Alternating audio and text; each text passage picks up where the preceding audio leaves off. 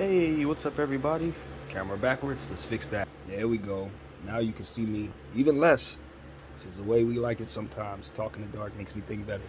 All right, so we're talking about the Lakers as always. This is nothing too deep at all. We're just trying to figure out if for some reason we need to get rid of one of those picks to get rid of Brody. Have we changed our mind in regards to that?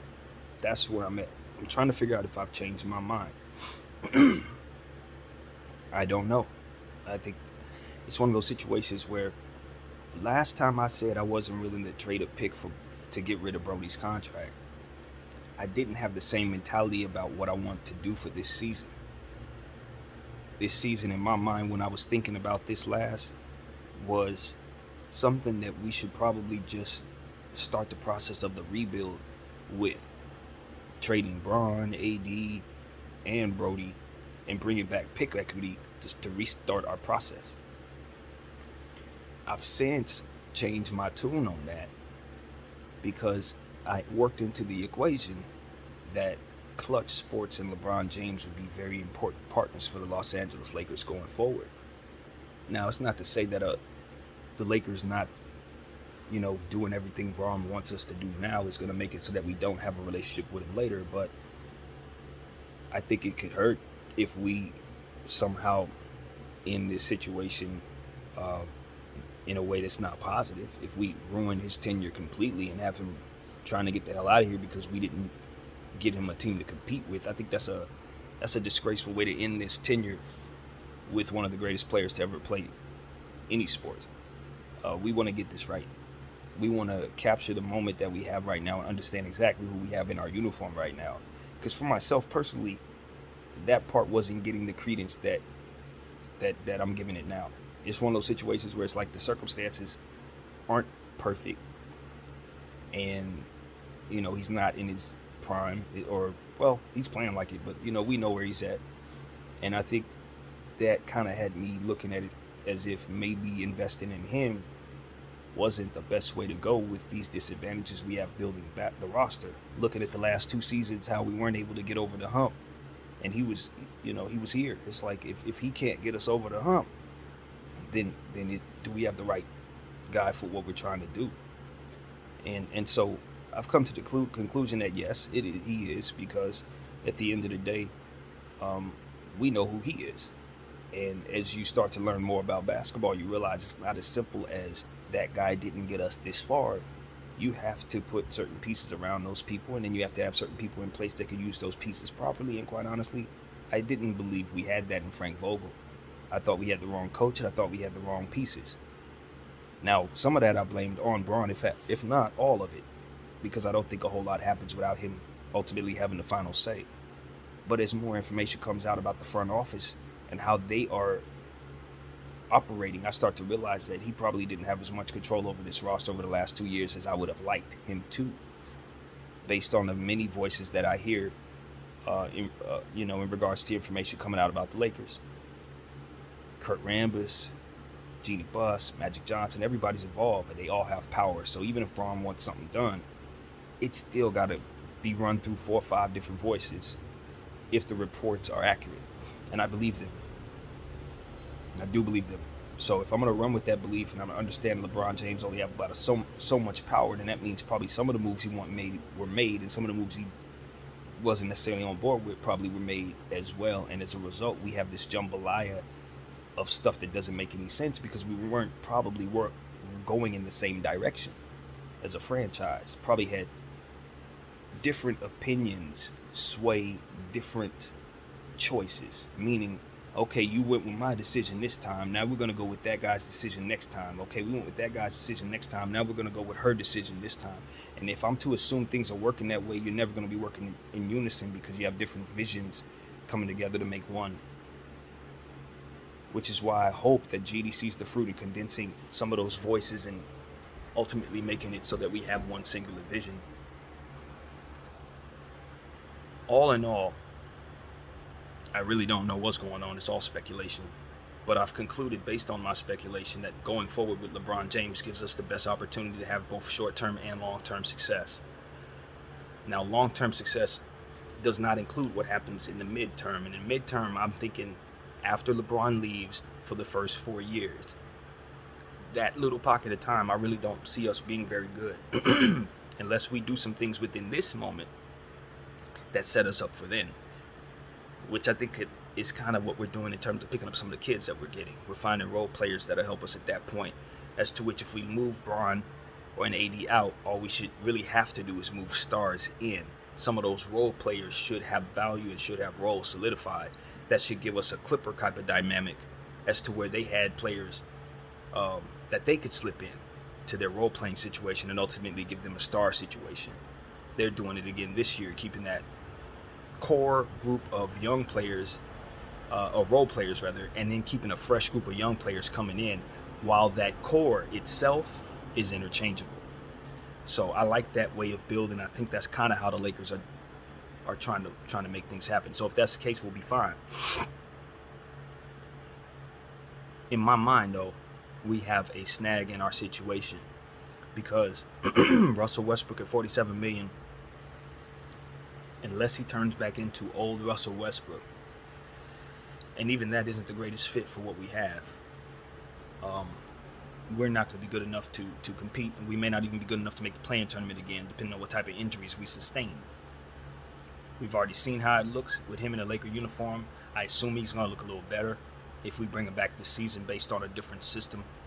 More rim protection, I assume, more athleticism on the guard, on the wing, all these different things that should make us a better team, should make him look better and make his weaknesses not as glaring. However, that does nothing for us defensively. It does nothing for us spacing the floor. It does nothing for replacing his cap space with multiple players, for which is necessary. So it brings me back to my initial point. Have I changed my mind based on my newfound respect for what it is that we're doing for this upcoming season? Have I changed my mind about incorporating a pick into the situation of trading Russell Westbrook if there's no other way of getting rid of that contract? And here's the deal. I hadn't come to that conclusion at the start of this video, but what I have come to the conclusion of at this moment is I have been willing to let go of that pick, the 27 pick, for the right thing. That's the answer to that. If we can incorporate this issue into independent trading of that pick, meaning not only do I want to fix this issue, but I also want to get something for that pick. If we can encompass both of those issues at the same time, I'd be willing to move Russell Westbrook and the 27 pick for sure. What does that mean? That means if Russell Westbrook and the 27 pick can get me the right package, like maybe Kyrie Irving, I would be willing to make that move. I'm telling you that right now. I would be willing to make that move today. Why? Because I think the 27 first round pick is on the move any damn way. And if it's going to get us anything, it should get us something that solves an issue that we can't seem to solve for ourselves right now. If the pick can't get us out of a jam and ultimately make us a championship caliber team, then the pick itself is actually not going to do what we need it to do any damn way. If it doesn't lead us somehow to having more talent and being better long term, then it's useless. Now here's the key. Here's the key. This is when I look at the Laker organization. Before I ask you to do anything like this, I look at you and I say, are you signing Kyrie Irving for one season? Because if that's the case, I do not want to add that pick. If you are planning on signing Kyrie Irving for multiple seasons and we plan on making him a part of what it is that we do, I'd be willing to trade that pick. That's what it comes down to. What are your plans for the results of trading that pick? If it ain't Kyrie Irving, don't bring me something you only want for one season. Bring me something that can last for the duration of the time for which that pick would have been here, which is why Kyrie Irving's important. Because if you're re-signing him, I get him for 2027. When that pick matures and becomes a pick, I still got him dancing around for me at 33, 34 years of age. So that's going to be what what it leans on for me if I'm willing to incorporate that pick in a trade to get rid of Russell Westbrook and bring in Kyrie Irving. I have to be willing to re-sign Kyrie Irving at the end of this season. I don't want him being signed on as an expiring contract that we only keep for 6 months. Maybe win a championship, maybe don't. And then he goes off and bolts to the Rockets or something crazy like that. And we're out of the 27 pick. We're out of him, and we're out of contention. I don't want that. And I was listening to Carcino. It wasn't Carcino. I think it was Ticket TV. I'm always listening to the two dudes because they always got something interesting to say about what's going on behind the scenes that you don't get from other places. Maybe it's true, maybe it's not, but it's all speculation, so I take it all with me. But Kurt Rambis' name was mentioned in regards to Kyrie Irving not being a part of the Lakers' future. I guess according to, I believe it was Carcino. Please forgive me if my information is not coming from the right source. But it was said that ultimately the Lakers organization think tank came to the conclusion that Kyrie Irving was somebody they did want to bring in ultimately as a group. But Kurt Rambis was advising us not to sign him for a long-term 4-year, 5-year deal. Now, I'm not going to lie to you. I think it's sound logic that Kurt is using because we have history of Kyrie Irving being inconsistent. But I look at the timeline of what we have going on as it pertains to the win-now nature of our situation. Needing to have win-now pieces in place for LeBron James with indefinite timeline on that, because he could stay for 1 year, he could stay for 10. And ultimately putting yourself in a position to mask what is going to be a dark era for the Lakers because of the fact that we don't have picks and are struggling to find assets now. That means, as I said, we're going to have trouble until we are able to replenish our natural picks, which won't come around till 2027, 2028. We're going to need somebody in place that can be a showman, someone who can incite people to make people like Jack Nicholson come to the arena during the duration of that time, to keep Jeannie Buss in the green as opposed to in the red like we had last season when things were really bad for us. I think Kyrie Irving is the exact type of showman, the exact type of entertainment talent that can make it so that while we're not as good, at least we got that dude. We're watching him dance. Now, granted, this is a risk because if he's not happy, he may leave. If we're not winning, he may leave. But he's going to be able to keep us entertained and keep us excited about being a part of Laker Nation while we figure out how we get ourselves out of this situation. Best case scenario, Bron stays 2, AD gets even more conditioned and gets even closer to being his best self, and we go on a run while we go without these picks. And that's what it should have been about in the first place. Because if you're going to be foregoing picks, you want to be a championship caliber team each and every one of those years. Now, we know with the core that we have, we're not far from that. But what we need to do is make sure that that third piece is either a bunch of role players or someone who can carry enough of the load to keep us over the hump. And if for some reason, any reason, LeBron James is not a part of what we do, we'll have a showman in place, someone who's passionate about putting on purple and gold, which I think Kyrie will be, doing the things that we love to see done on the basketball floor. And so that is the vision. That is why I would be willing to keep Kyrie Irving for multiple years. Because there's going to be multiple years where it's going to be difficult for us to get talent based on our circumstances. And unless we trade AD and Bron for picks, we are going to have this issue. Unless we somehow turn Russell Westbrook into picks, that is what we're looking at. And Russell can't be that guy. We've proven to ourselves that the fit doesn't work with Bron. So if you're going to go forward with Russell Westbrook, you got to respect that truth. Kyrie don't have that problem. And Kyrie is a player, as I've said a couple times now, that's coming at a discount based on his reputation. And that's why he's the guy. That's why he's the guy. Because anybody else who has talent of that level is going to cost double what it is you're about to pay for him. Which is why you consider throwing in the 27 pick, because a guy with that talent is going to cost you 27 pick, 29th pick, and you're not going to be able to move Russell Westbrook to get him. It's only because of his reputation. It's only because of Stephen A. Smith and the vaccine conversations that Kyrie Irving even comes at this price. Which is why I look at Kurt Rambis and say, yes, you do want him. You want to bring him in right now at that price. And we deal with the particulars later. Because if you let him start the season and he balls out and turns into an all-star, you're not getting him. I hate to tell you this, Los Angeles Lakers, but the Brooklyn Nets, they start the season with this guy and he balls out like we know he's capable of doing.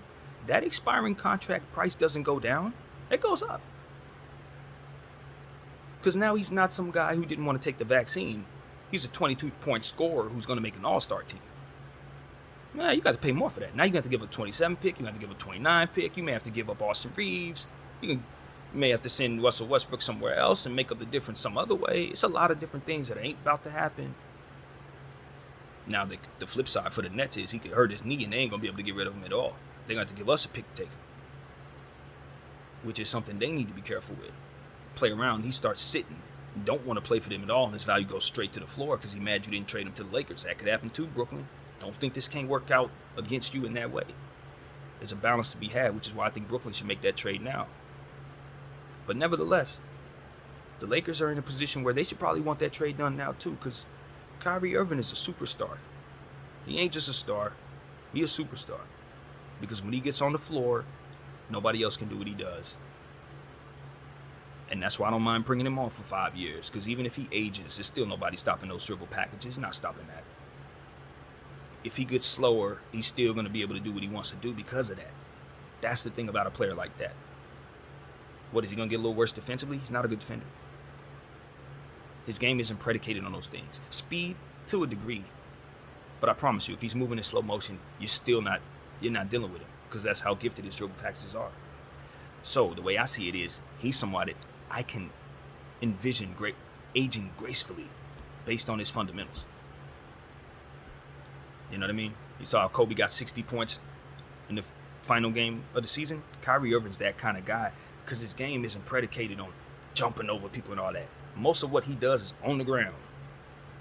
Arms and legs, moving and doing things that basically you can't keep up with at all. So that's going to age just fine. That's going to age just fine.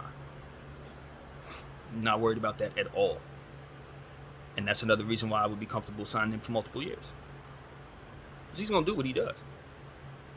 He's going to be able to be a globetrotter at 50 if he wants to be, honestly. I'm not even kidding. So, not worried about Kyrie Irving as it pertains to what we're going to get out of him over the next several years. I understand why the Nets don't want to pay him. I understand why the whole league don't want to pay him. I just look at us as somebody else. We're not y'all. We're the Lakers. You're the league, respectfully. And that's how I look at it. We can handle what you can't handle. We have what you don't have. Look up. So, that's what I got, man. Yeah, I'm a little cocky as a Laker fan. I am. I understand we're in a disadvantaged spot, but I still believe in who we are. And when it really comes down to it, I know our locale can attract anybody. Within reason, not everybody wants to be in LA, but most people come around to understanding that putting on a Laker uniform means more than just playing basketball. You got to reach a certain level.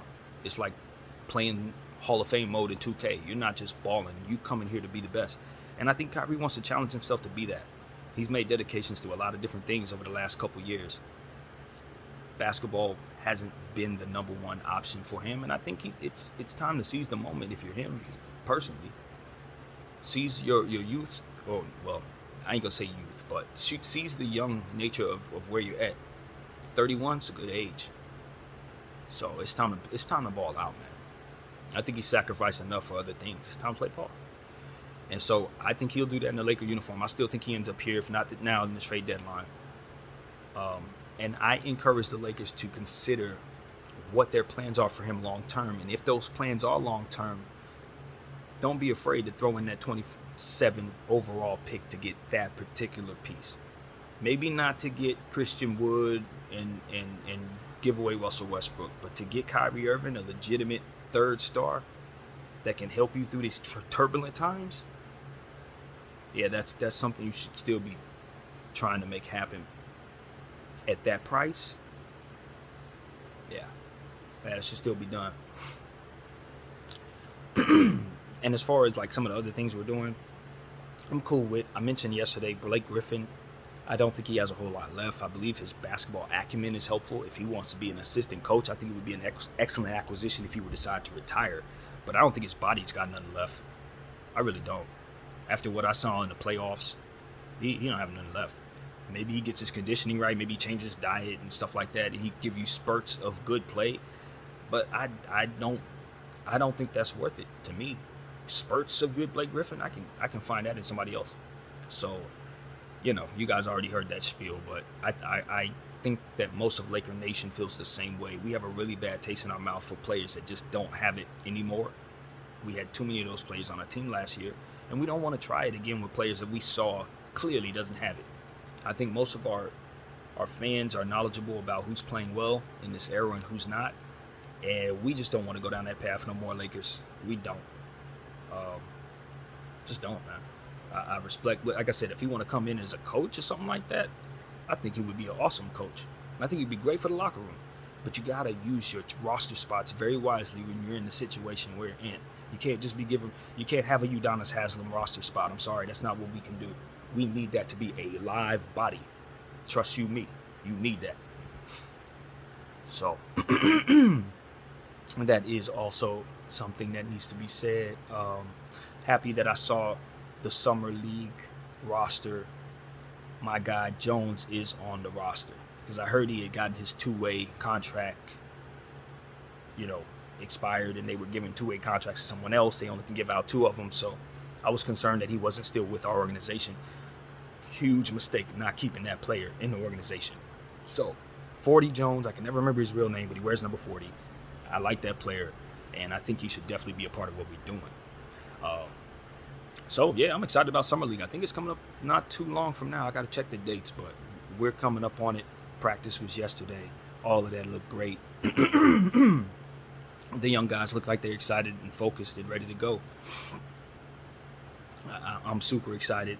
I've heard things about the new guy, the latest person that we just picked up. Don't know his name, but people are buzzing. They're saying he's the real deal. So, looks like our scouts are well into what it is that they do every year, bringing us the best possible talent. Very happy with our scouting situation. So yeah, man, I guess that's my Laker rant for the morning. I didn't intend to necessarily Laker rant, but I did want to get up here and talk about a few things that were on my mind. Hopefully the Lakers could make the right decision with the assets that we have. I'm glad that we still have the 27 pick and the 29 pick, that we didn't give those away, and that thus allows us an opportunity to have it in place now. So that is a luxury, and it's not something I take for granted. Being conservative with those two picks is ultimately wise, but if that pick is still here and Russell Westbrook is still here, I think we haven't done everything we can do for ourselves. I look at it like that. The 29 pick, let's leave us an out. You don't want to give two picks away in that one setting, but that 27 pick, maybe we offer one of those two picks in trying to improve our situation for the immediate future. I don't love it. I'd rather not have to, but yeah, we must understand that Russell Westbrook waiting for that contract to expire throws the season away. Starting the season with that contract and thinking about trading at the trade deadline could ultimately throw our season away as well. And that's what I'm looking at. That's exactly what I'm looking at. And if he comes in and is not himself, it's going to have an immediate negative impact on our basketball club. Immediate. Because what he does naturally is he affects momentum with what it is he does and the timing from which he does it.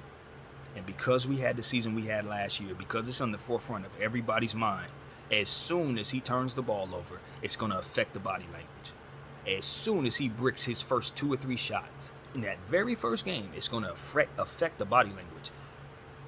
This is not something I even question. This is something I already am positive about. This is how this works. When somebody has been seen as someone who can't get right, and the whole team has this connotation on their head about the situation because of the media, because of people like myself talking about, etc. When the season starts, if he's not ridiculously good, it's going to affect the chemistry. I'm just letting everybody know right now. This is not a situation where they're going to have a whole lot of patience for the type of mistakes that we've already seen for 82 games last season. Or 81, because he didn't play the last game. But that, nope, nah. It's going to cause a real serious problem. So I think the Lakers would be best to think about that. The fragile nature of the start of this upcoming season. No. And look, for what it's worth, I can hear it in my head, the opposing argument. Don't you have the same concerns about Kyrie? Nope. I know it's wise too, based on the media and the narratives that are out there. But I don't. That man spent his whole year not playing basketball for a reason that was, in his mind, righteous, and he has yet to be thanked for that reason. All he's been is ridiculed for that reason. I think he wants nothing more than to get back on the basketball court and shut people up. That's what I think. I think he's going to be on his own mission, especially if he leaves Brooklyn. He's going to be on his own mission to prove that he is that guy on the court once again. Not that he has anything to prove in that way, but I still think he's going to be on that mission. I still think he's very much going to be on that mission. So, no, I'm not worried about that because I look at him as a driven player. Now, Russell could be driven too. I see the opposite argument. After what he just went through, yeah, I can see that too.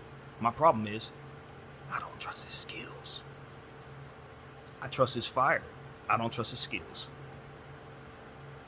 I saw too many bad decisions last year to believe that he's going to come in making good ones this season. I saw too much, man. I just saw too much bad. So that is where I'm at. That is the conclusion I've come to, man. I hope everybody is having a fantastic day. Hope everybody enjoys whatever time they're watching this video. Thank you for watching BDF's, what am I calling this? Laker talk, I guess, as usual. Laker rant, whatever. Video 44. Peace.